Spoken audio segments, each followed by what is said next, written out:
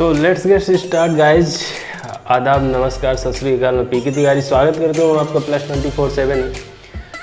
आज मैं बात करना चाहूँगा कुछ पर्सनली भी, और मेन क्वांटम कंप्यूटर क्या होते हैं उसके बारे में बात करूँगा।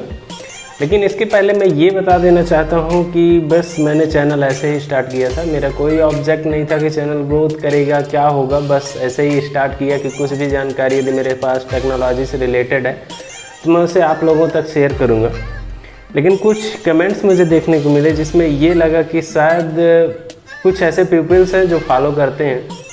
तो बेसिकली इसके लिए मैं सॉरी बोलना चाहूँगा आप सबको कि मैं प्रॉपर वीडियो नहीं डाल पा रहा हूँ। इसके पीछे सबसे बड़ा रीज़न ये है कि मेरे पास टाइम उतना ज़्यादा नहीं रहता है। मेरे पास जब भी टाइम रहता है तो मैं ज़रूर ट्राई करता हूँ कि 1-2 वीडियो डाल दूँ, और ख़ास तौर पर ऐसे रिलेटेड जो टेक्नोलॉजी से रिलेटेड हो, जो मेरे भी काम के होते हैं और आप लोगों के भी काम के होंगे। तो आज बात करेंगे फिलहाल क्वांटम कंप्यूटर। तो क्वांटम कंप्यूटर क्या होती है, जैसे जिस तरह से आप क्वांटम फिजिक्स जानते होंगे सेम उसी तरह से क्वांटम कंप्यूटर का, जैसे कंप्यूटर का नाम आते ही हमारे दिमाग में एक बात चलने लगता है कि क्या होगा, मॉनिटर होगा और डेस्कटॉप होगा, एक लैपटॉप होगा जो बहुत हल्की होती है और उसे आदमी लैब में लेकर के भी वर्क कर सकता है। लेकिन अब इसका एडवांस जो एक फीचर आता है उसको आप क्या बोलते हैं, सुपर कंप्यूटर के नाम से। जैसे जापान का फुवाको हो गया, ठीक है, परम हो गया, सिद्धि हो गया इंडिया के, और बहुत सारे सुपर कंप्यूटर होते हैं जो मतलब कहा जाए तो घंटों की काम जो है ना, गणनाएं जो नॉर्मल कंप्यूटर करती है सेकंडों में कर देते हैं। लेकिन हाँ, यदि बात करें हम क्वांटम कंप्यूटर, तो क्वांटम कंप्यूटर की फीचर्स क्या होगी। क्वांटम कंप्यूटर के फीचर्स के बारे में यदि मैं बात करूं तो मतलब आप ये समझ लीजिए कि स्पीड कितना होगा कि जो काम आप क्वांटम कंप्यूटर में 1 घंटे में करेंगे ना, तो बाकी नॉर्मल कंप्यूटर में हो सकता है आपको 1 जन्म लग जाए। ये होगा क्वांटम कंप्यूटर। क्वांटम कंप्यूटर के लिए अभी तक रिसर्च चल रहा है, जिसमें यदि हम बात करें USA, जापान हो गया, आपका इंडिया हो गया और चाइना, इनमें काफ़ी ज़्यादा होड़ लगी है क्वांटम कंप्यूटर बनाने के लिए। पिछले सत्र की बात है कि समथिंग 8,000 करोड़ 8,000 करोड़ रुपए भारत अपने बजट में रखा तो क्वांटम कंप्यूटर के लिए, और 1 अरब 20 करोड़ रुपए जो डॉलर है ये अमेरिका ने रखा था अपने क्वांटम कंप्यूटर के हिस्से के लिए। और कनाडा की बात करूँ तो 5,000 करोड़ डॉलर जो कनेडियन डॉलर होता है वो उसने रखा था अपने बजट के अंदर क्वांटम कंप्यूटर के लिए। अभी क्वांटम कंप्यूटर होगा क्या, जैसे देखिए हम अभी जो कंप्यूटर को यूज करते हैं उसमें क्या होती है, बाइनरी में होती है जिसे बिट्स बोलते हैं। लेकिन यहाँ क्वांटम कंप्यूटर में क्या होगा, क्यूबिट्स होगा। बाइट्स क्या होता है, जैसे आप मान के चलिए कि हमें कोई हमारा फ्रेंड है जो हमें क्या है, कोई एक वीडियो भेज रहा है या कि कोई फ़ोटो भेज रहा है, कुछ भी भेज रहा है, तो जब आएगा वॉइस भी आएगा ना, तो हमें किस फॉर्म में मिलेगा। क्योंकि कंप्यूटर जो है तो ये लेटर वगैरह नहीं जानता, वो सिर्फ आपका क्या जानेगा, 1 और 0, ठीक है। 1 डिजिट कुछ हो गया, 1 0 0 0 1, इस टाइप से वो डिजिट्स जानता है। तो कई सारे वो जो लाखों करोड़ों डिजिट्स है जिनको भेजता है, इसके बाद वो लाखों करोड़ों डिजिट जो है परिवर्तित होकर के हमें वही इन्फॉर्मेशन मिलते हैं जो हम तक संप्रेषित किया गया था किसी अगले बंदे के द्वारा। सेम यही चीज़ होता है। अब देखिए इसमें 2 ही चीज़ आप देख रहे होंगे कि एक है 1, दूसरा है 0।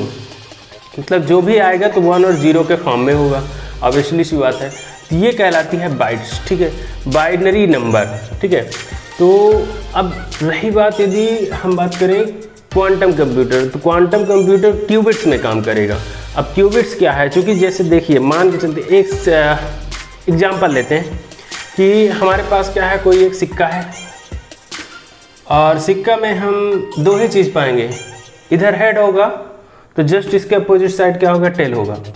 लेकिन यदि मैं क्यूबिट्स की बात करूँ तो उसमें क्या होगा कि हेड और टेल यदि आपको साथ में दिखने लगे वो कहलाएगी क्यूबिट्स। शायद समझ में ना आया होगा, तो इसको इस तरह समझते हैं कि मान के चलिए हमने एक सिक्का उछाला, सिक्का उछालेंगे तो जैसे ही सिक्का हमारे गदेली में आएगा कि कहीं भी गिरेगा तो उसमें या कि हेड दिखेगा या कि टेल दिखेगा। लेकिन यदि मैं बात करूँ क्यूबिट्स की और मैं बोलूँ कि इसमें दोनों दिखेगा, अब हो सकता है कि आप सोचें यार ये कैसे हो सकता है। तो आप समझिए कि जैसे मान के चलिए कि ये फुटबॉल है, ठीक है, तो फुटबॉल है मतलब ये क्या होगा, 3 डायमेंशनल होगा। तो इसमें ये तो नहीं है मतलब इधर का भी भाग बहुत कुछ दिख रहा है, पीछे का भी भाग दिख रहा है, मतलब उसमें इतना राउंड बन के वो काम करेगा ना कि उसमें प्रायिकता सिर्फ एक नहीं होगा कि एक बार में एक ही आएगा, हेड आएगा एक टेल आएगा, हो सकता है उसमें दोनों है। यही कारण है कि क्वांटम कंप्यूटर बहुत तेज़ होगा। और उसके तेज़ और ख़ास तौर पर कहा जाए तो डिसीजन मेकिंग की क्षमता के बारे में बात करें, मान के चलिए आप किसी भूल भुलैया घर में चले गए और वहाँ आपने जा कर के और आपको रास्ता नहीं मिल रहा है, आपने कंप्यूटर को आदेश दिया कि कंप्यूटर ये पता करो कि सही रास्ता लेफ़्ट है या कि राइट साइड है।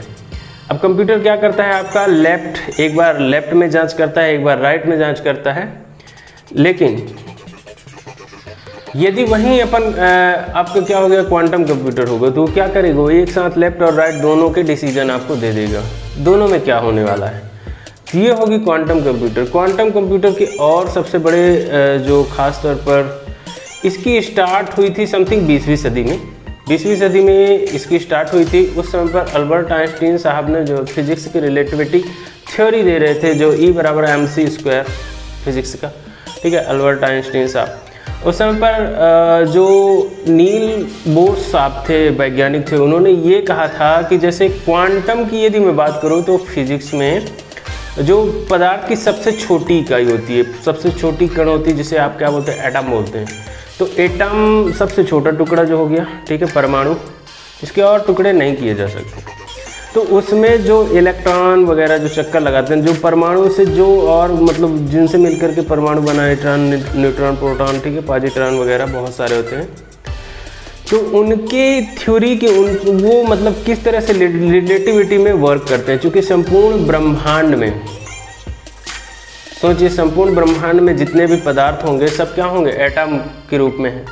और एटम में कितने एटम में और सारे कितने उसके कण होंगे, तो उनकी जितनी भी संख्या होगी ना, वो सिर्फ 300 क्यूबिट्स में क्वांटम कंप्यूटर उसको गणना कर सकता है। संपूर्ण ब्रह्मांड में जितने भी कण होंगे उसकी गणना सिर्फ ओनली एंड ओनली 300 क्यूबिट्स में क्वांटम कंप्यूटर कर लेगा। तो आप समझ सकते हैं कितना फास्ट होगा। जैसे मैं एक एग्जांपल पहले भी आपको दिया कि जिस वर्क को करने में हो सकता है कि आपको अपना एक पूरा ज़िंदगी लग जाए, वो काम मुश्किल से 1 घंटे या 5 मिनट में क्वांटम कंप्यूटर कंप्लीट कर देगा, ठीक है। तो और यही जो मतलब 1 और 0 का डिजिट होता है ना, जो 1 और 0 आपको साथ में दिखने लगे, उसी को क्या बोला जाएगा, सुपरपोजिशन क्वांटम कंप्यूटर। ये होती है क्वांटम कंप्यूटर की विशेषताएं। लेकिन अभी तक चीज़ ध्यान में रखिएगा, ये आप आम इंसान के लिए नहीं बना है।